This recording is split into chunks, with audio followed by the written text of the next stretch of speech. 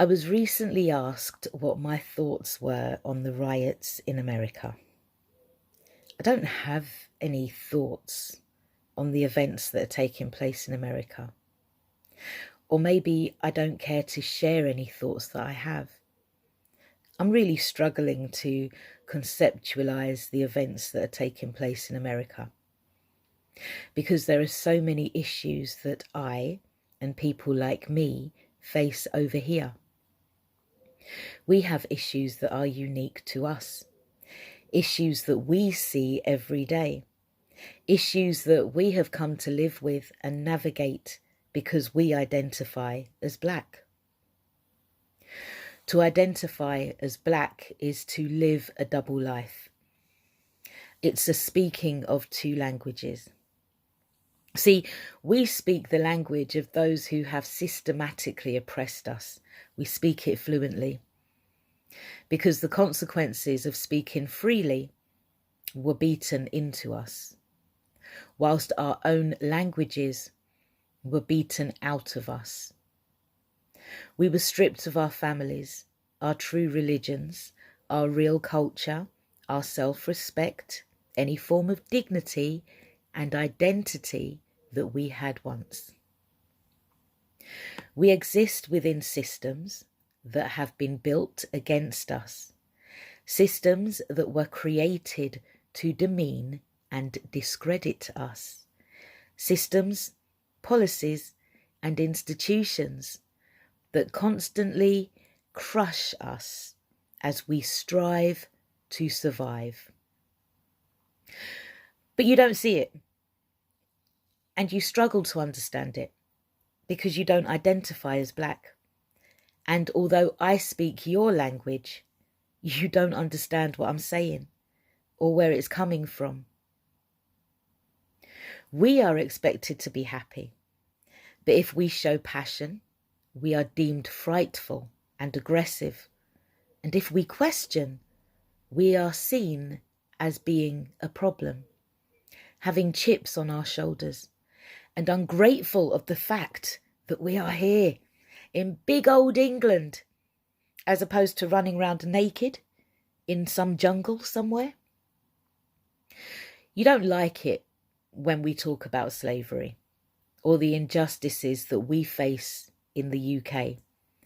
Your back goes up, you glaze over, you get defensive, you change the subject. We've done it in conversations. I've seen you do it. Maybe you feel guilty and you don't want to be reminded of the actions of your ancestors. This means that we have to be careful not to upset you because your tears are worth more than ours. Although my granddad stood an arm's distance from Winston Churchill when he came to Jamaica and invited us to come over to the UK, the motherland. And although we did your dirty work, your employment is seen as more necessary than ours. You are given priority over us. And our discomfort is not your problem.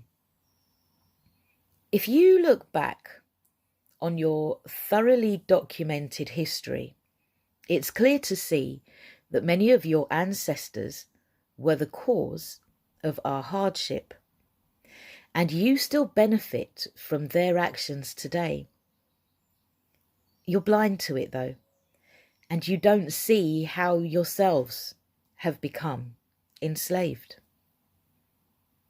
So many of your great heroes had a personal hand in the oppression of my ancestors, of people who look like me.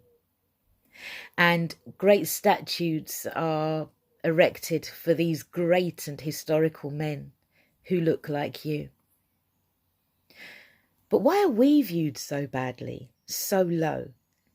Is it because we're black? Why is there so much fear of us? And why do you feel so threatened by us? There are so many more white people in England than black. And You glorify your killer kings and queens who have violently raped, killed, maimed and plundered to make this oh so great Britain rich. Many of our artifacts sit dormant in your museums.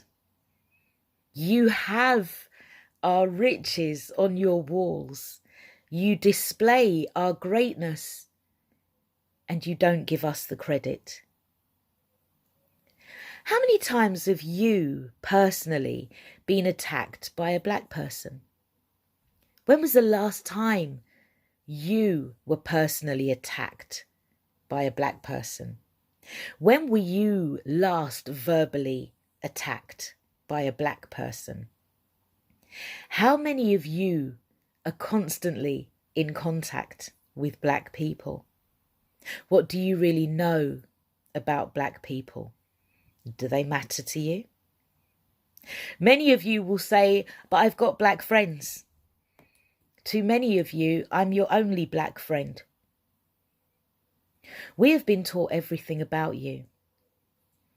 And I can answer each and every one of those questions that I just asked. But the question that I want to ask is, can you? Let's look at this modern day. Do your research. Look at the recent media. Did Meghan Markle really deserve the abuse that she received? Are black people shown positively and fairly in society? Did your parents or your grandparents tell you that black people were bad? Examine the true source of your fears. Why do we riot? Because your knee is in our necks. Yes, in the UK too. For us to be able to breathe, we need for you to dismantle your systems because they are killing us and they are killing our children. And yes, everything that I'm saying can be proved. It's founded, it's all documented in your own academia. But people, black people are killing other black people. I hear you say it. And yes, it's real. Our oppression, our hopeless state is real. And so we turn on ourselves. Yes, we've turned on each other because we have internalized your hatred and your fear. Believing the reality of it, we have grown to hate what we see. In our hearts, we are love. But our loving ourselves is something that you fear. Maybe because we might be made stronger and empowered, we might take over and then all control will be lost. Like you, and for so long, we have thought that we were the problem.